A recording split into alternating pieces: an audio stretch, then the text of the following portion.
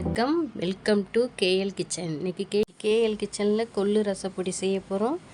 சளி இருமலுக்கு நல்லது. அது எப்படி செய்யறதுன்னு பார்க்கலாம். ஒரு வானல் எடுத்துக்கோங்க. அந்த வானல் சூடான உடனே 100 கிராம் கொள்ளை போட்டு வறுக்கணும். கொள்ளு பொன்னிறமாக வறுத்த உடனே தட்டில் மாற்றிக்கோங்க. அதுக்கப்புறம் 150 கிராம் மல்லி போட்டு லைட்டாக வறுத்து தட்டில் எடுத்து போட்டுக்கோங்க. அதுக்கப்புறம் ஜீரகம் 25 கிராம் போட்டு லைட்டாக வறுத்து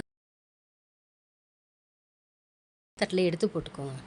அதுக்கப்புறம் மிளகு 50 கிராம் எடுத்து லைட்டாக வறுத்து தட்டில் போட்டுக்கோங்க.